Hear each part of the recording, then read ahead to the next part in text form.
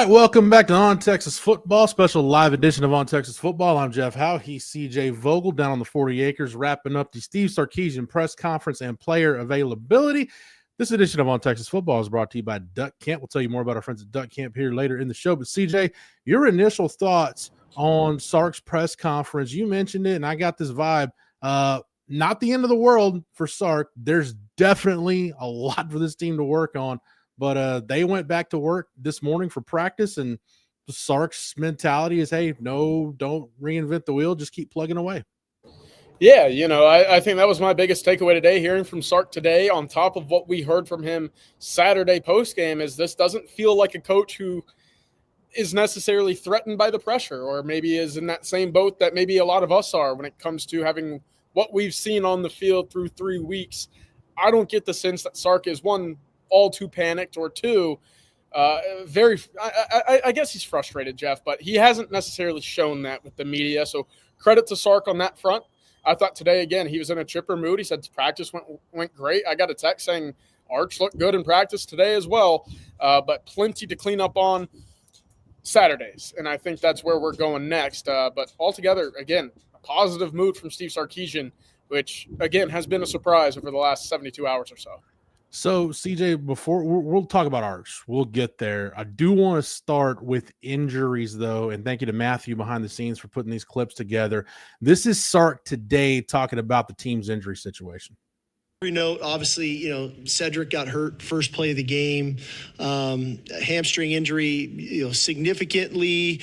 We don't think it's overly significant, but he'll be out this week just from a precautionary standpoint to hopefully get him ready for SEC play. Obviously, Cole Hudson, Kobe Black went down in game. We'll monitor those guys throughout the week. We'll see they're questionable, and Xavier Filsaime did not play in the game with a shoulder. He'll be questionable this week as well. So just some things to touch on that. Okay, so Sark obviously starting out there talking about CJ Baxter and the hamstring injury. He mentioned Xavier Filsaime, Cole Hudson, Kobe Black. Also, CJ said they'll continue to monitor Trey Wisner, DeAndre Moore. Said Alex January should be back in a week, so we wouldn't expect to see him against Sam Houston. So this may be, CJ, one of the few bright spots we saw on Saturday offensively. This may be a James Simon game on Saturday against Sam Houston. Yeah, I think it's going to have to be, at least, in that 17 to 20 rush attempt a game, that we saw on Saturday against UTEP. But look, Texas is pretty banged up, Jeff. I thought we got through spring football with seeing Texas pretty injury-free, obviously with the one exception being Andre Kojo. But, you're down Emmett Mosley, you're down DeAndre Moore, you're down Trey Wisner, you're down CJ Baxter now for a few weeks as well. That injury bug is pretty significant. That's 4 of your top 6 playmakers at the moment. And we'll talk about it a little bit later on. But I asked Sark, how deep is this playmaking room? And he said, yeah, we're getting these guys ready. And, take from that what you want. But 3 weeks in, we've yet to see any of those 5-star wide receivers on the field. And the one lone bright spot from this freshman class has been James Simon. And I hope to see more of him, because I thought there was a quickness and a burst in his running game that maybe was a bit absent. But he looked good. I hope to see more of him, and I hope to see him more in that passing game as well, where you can get the ball to him in space. CJ, you mentioned this in the press conference thread over at ontexasfootball.com, because we got people in the chat asking about it, people on the board asking about it. What about Emmett Mosley? What about Emmett Mosley? We just haven't heard much about Emmett Mosley really since that injury popped up apparently this summer, and it's just kind of lingered. Just Emmett Mosley's in parts unknown right now for all we know. Yeah, no, that's exactly it. And look, you can only hope that this is being taken care of behind the scenes as well as it should be. But right now, no, it's no real closer to knowing when he's going to see the field than really he first arrived in the summer, Jeff. Yeah, it's unfortunate. And, one of the things that we've heard again, and Sark talked today about fan displeasure. And yeah, when you've heard a team talk all offseason about a national championship and contending for an SEC championship, and then that's the product that you get on the field, fans have a right to voice their displeasure. We all have a right to question what the heck is going on. And one of the questions we get is, why didn't you go get wide receiver help out of the portal? Why didn't you go get help out of the portal? Well, you did, but your wide receiver help out of the portal just hasn't been able to play all year because he's been injured. So if it's not one thing, it's another for the offense. CJ, let's get to Arch, and I want to set it up with this clip again. Thank you, Matthew, for setting these up. Sark was asked about Arch. Is it good that he's getting his struggles out of the way now? You never want to see your quarterback struggle in a manner with which Arch Manning did on Saturday against UTEP. 10 consecutive incompletions at one point. We don't have to go down the list. Everybody knows the numbers. But this is Sark's response to him being asked the question, hey, maybe is it a good thing that Arch gets some of this out of the way now? I think you hit the nail on the head. I think some of this is really good. Here's a guy who's had an awesome life. He's the way he's grown up, where he played, the school he went to, the people he's been surrounded by. But I think you learn a lot about yourself through adversity and overcoming adversity and getting on the other side of adversity. And so to have some of this adversity that he has right now, and when he gets on the other side of it, I think all of this is going to serve not only well for him, but well for us as a team. And so love the challenge for him, love the challenge for us. And, he's a strong-minded guy. He's got great work ethic, great poise, great composure. He's an awesome teammate. And so I love the end of the movie for him when he gets on the other side of this. So looking forward to it. CJ, I think we're all looking forward to that. Sark said something today, though, that raised my antenna. He said that he was talking about Arch, and basically Arch pressing is kind of what a lot of Saturday boiled down to, is what it sounded like what Sark said. And he said, hey, playing this position at this level is hard enough without you beating yourself up. He just felt like Arch was way too hard on himself. But CJ, maybe this is something we should have seen coming, not to this extent, but at least the struggles, the hit or miss nature of this offense in preseason, when right around that first scrimmage, Sark did point out, hey, this offense in general is way too hard on itself. Their inability to kind of have a bad play and then move on. They're letting it impact the next play, and it's kind of snowballing. He was hoping the offense would get out of it, which takes me to something else, CJ. The leadership on this offense, Sark pointed out a couple guys. He pointed out Arch. He pointed out Parker Livingston. But the problem is you can be great leaders when either you're not getting the ball or you're not playing well or you don't have experience under your belt. I don't know that it matters how good of a leader you are. So, CJ, all of this is compounding into just quite frankly, the abomination we got on offense on Saturday against UTEP. Yeah, Sark saying, I can't wait to get to the end of that book. Well, I think a lot of us are hoping to skip a few chapters and see the conclusion pretty quickly. But no, it's interesting because, no, there isn't an excuse for the errant passes that we saw from Arch Manning. There isn't an excuse for the lack of push up front for the offensive line on 3rd and 1 and 4th and 1s in the goal line, right? That shouldn't be happening against the opponent that Texas was playing on Saturday.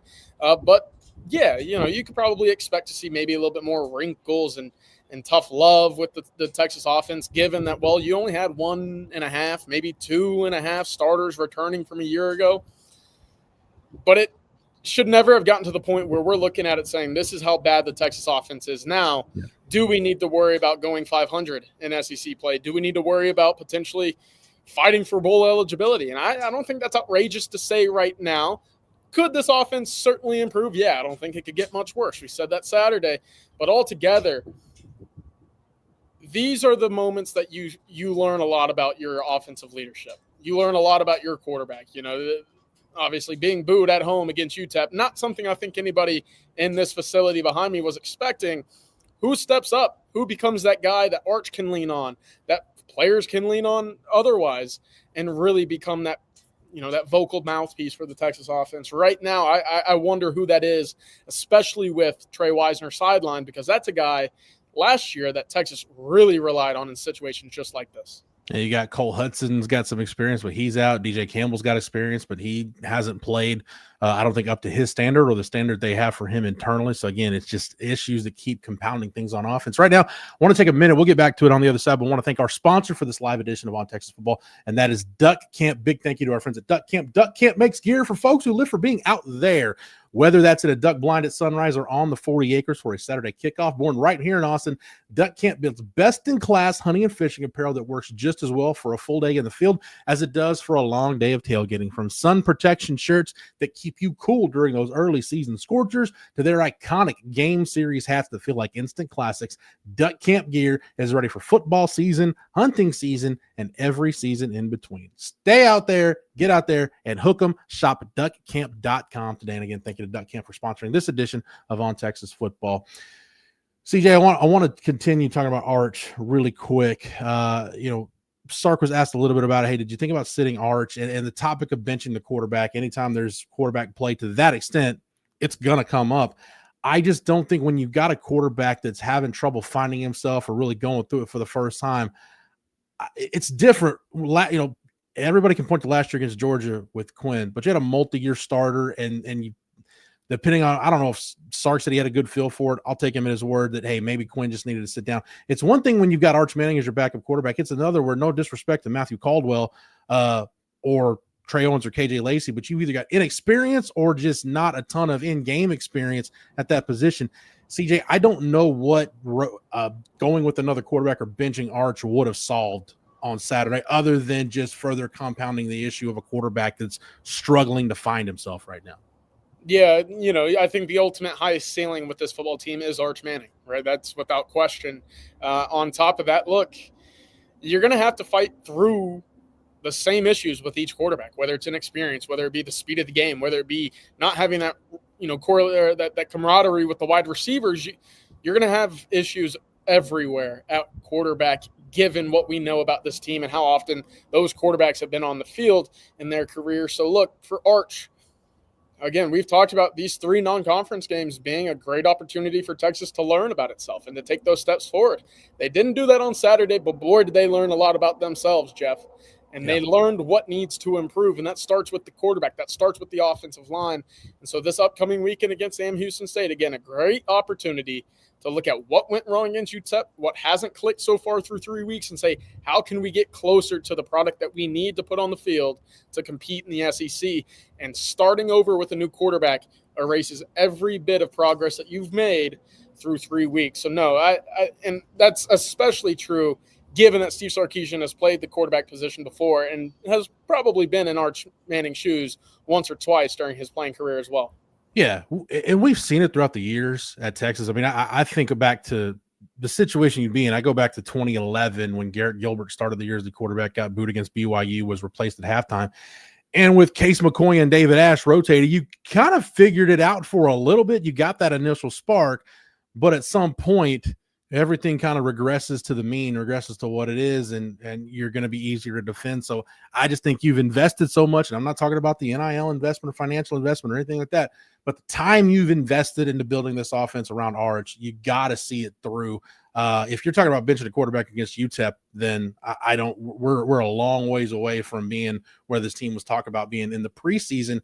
And CJ, for me, we'll get to a couple more things here before we wrap up, but for me, I can't think about what the team's record might be. This is just me personally. I can't think about what their record might be, what it might look like in SEC play. I can't look past the Sam Houston game. I just want to get to Saturday and see what it looks like and then evaluate it from there. I mean, I have basically taken all those preseason expectations and put them over here on the shelf because this offense was just in such disarray that you've almost got to go back to square one and start from the ground floor and try to build it back up with where this offense is.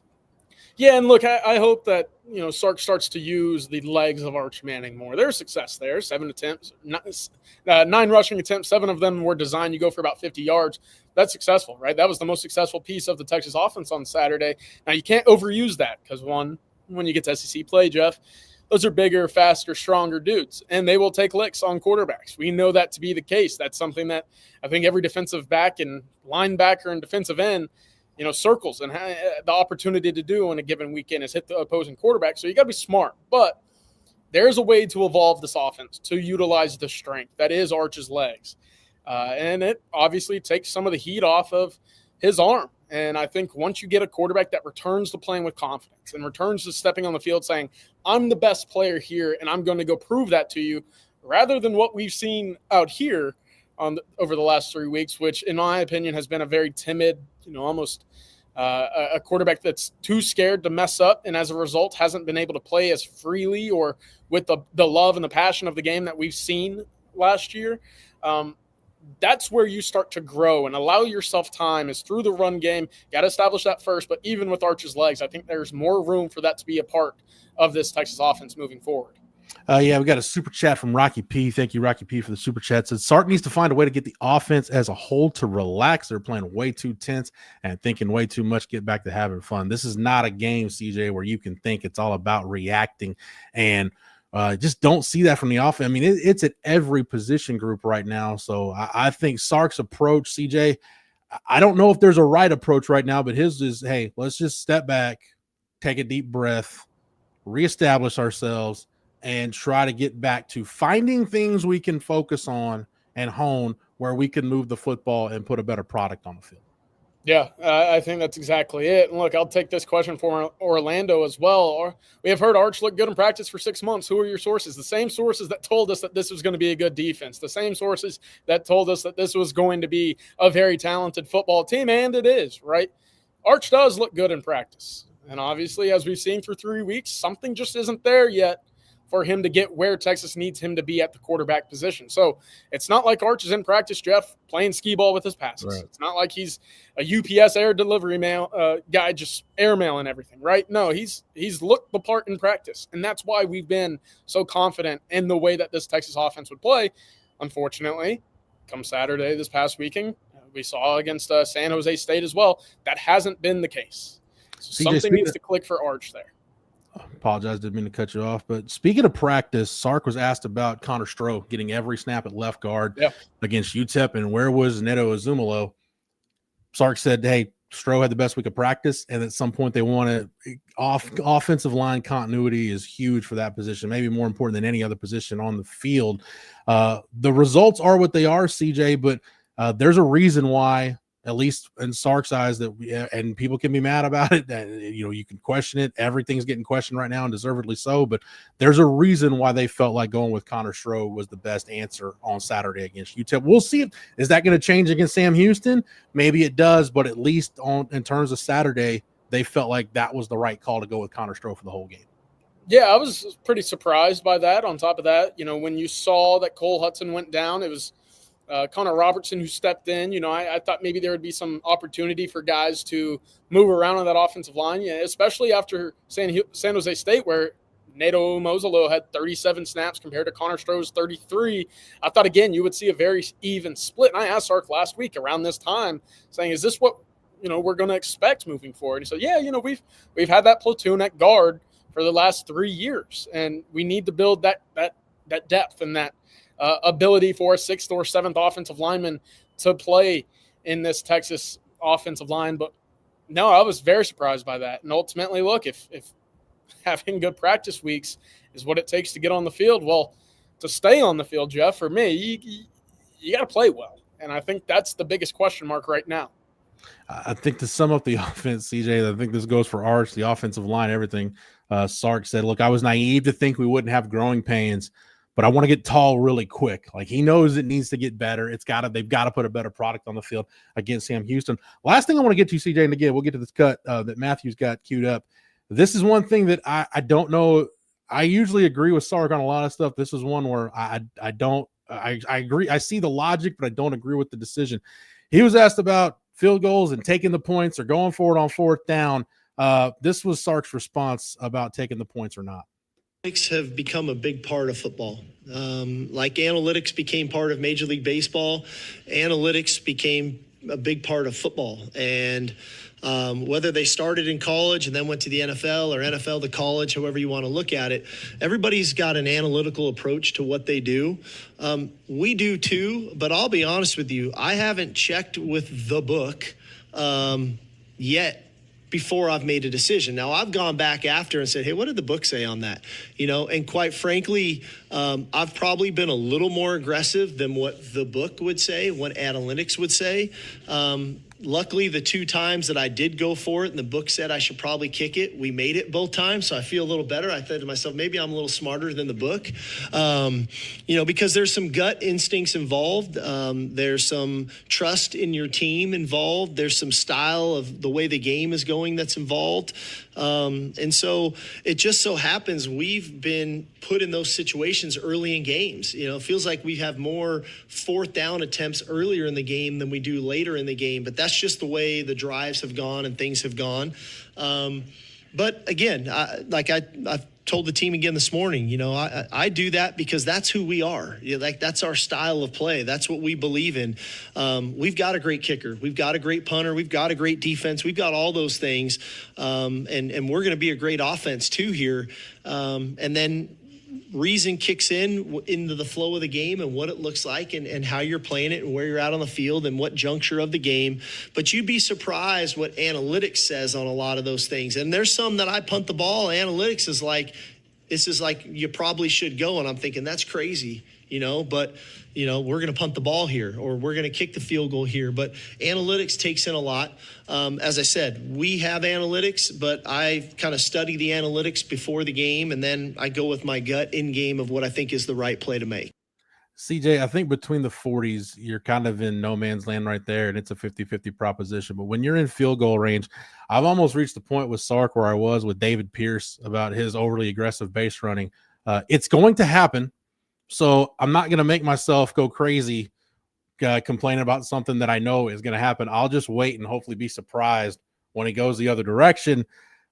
He's right there, CJ. This is who they are. And for better or worse, you're going to continue to see Texas go for 6 instead of 3 when they're on the cusp of scoring range. Yeah, I think that's who Texas is. That's who Sark is. He's aggressive. I kind of wish that wasn't the case, though. I think – when you have a slump for your cleanup hitter at the plate, Jeff, it's one thing to line out hard to third base. It's another thing to hit a ball to the warning track. You're out, right? You didn't do your job. You didn't get on base. But it's another thing when you're striking out on 3 pitches. It's another thing when you're grounding out into a double play with the bases loaded, right?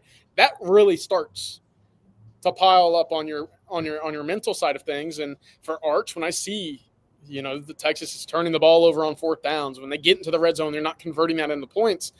Well, that's just a compounded failure, right? It's not putting points on the board. It's not ending a drive with a kick or a punt, something that we all believe to be a good thing against quality opponents. So that's where I think you got to pick and choose. When you're getting out, to continue this analogy, is it a hard hit ball?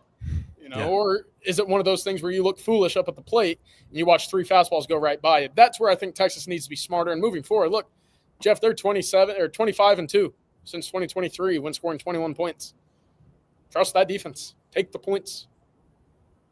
Yeah, at this point, and hey, look, maybe you need, the special teams, is going to have to continue to put you in good field position. You need the defense to step it up in terms of turnovers, just until you figure out some things you can do to move the ball on offense. But CJ, I'll end it with this. I'll go back to kind of where I started.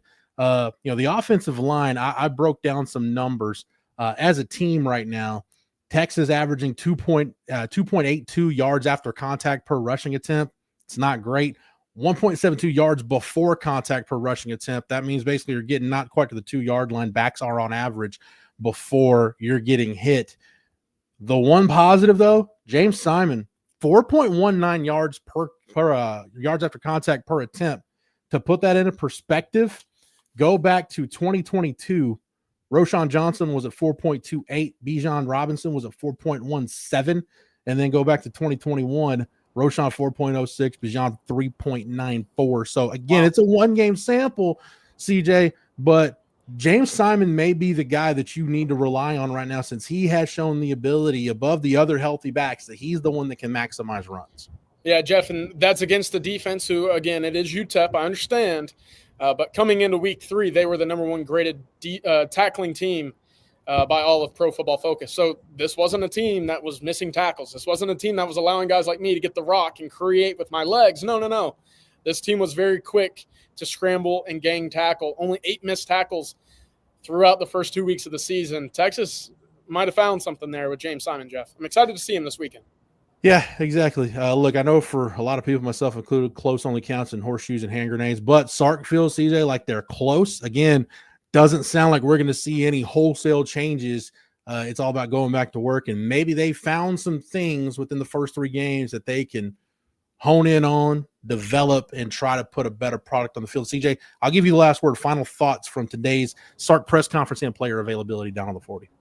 Yeah, again, I didn't have a chance to hear from Arch Manning this afternoon, but reading into what Sark's body language looks like, to me, it's, again, a guy that's not ready to hit the panic button. It's a guy that's excited about the growth of this offense. And, look, I sound like a broken record, Jeff, but what they see in practice is giving plenty of folks in this building a lot of optimism, and it's giving them a lot of reasons to come out here and expect better play. Now, we need to see that on Saturday. I understand that. But I don't think the message inside is mirroring that of what maybe I've been giving off coming out here and talking after games, or certainly not what we've seen on social media and the board. Folks aren't ready to give up on this offense or this quarterback, and they believe that the ceiling is still very high for what this team can accomplish in 2025. And that's a good thing, CJ, because it doesn't need to. We can talk about it on the outside all we want. And again, there's a lot of stuff that's fair game right now. But as long as internally they feel like the arrow's still pointing up, you feel like you got a chance. And the towel has not been thrown in. You haven't even gotten to conference play yet. I just think the nature of that Florida game coming up in a little over 2 weeks, it's changed a little bit, maybe from what we thought it would be going in to what that's going to look like. I'm wondering at this point, CJ, is Florida going to have an interim coach at that point, depending on what happens to the Gators on Saturday against Miami? But it's Texas and Sam Houston first, the final non-conference game coming up on Saturday. We'll have more here on the channel and on the site throughout the week. CJ, thank you for the knowledge and expertise as always. Thank you to Matthew behind the scenes for producing it. Thank you to Duck Camp for sponsoring it. If you're not over at ontexasfootball.com right now, get over to the site, sign up using the promo code OTFOG, and that'll get you 1 year of access over at ontexasfootball.com for $39.95. Make sure you like this video and that you're subscribed to the On Texas Football YouTube channel. That way, whether it's here on the channel or over on the site, before, during, and after, you're not missing anything leading up to every Longhorn regular season game this season. For CJ, for Matthew, for Duck Camp, for the entire On Texas Football staff, I'm Jeff Howell. Thank you so much for watching and listening. And until next time, hook 'em.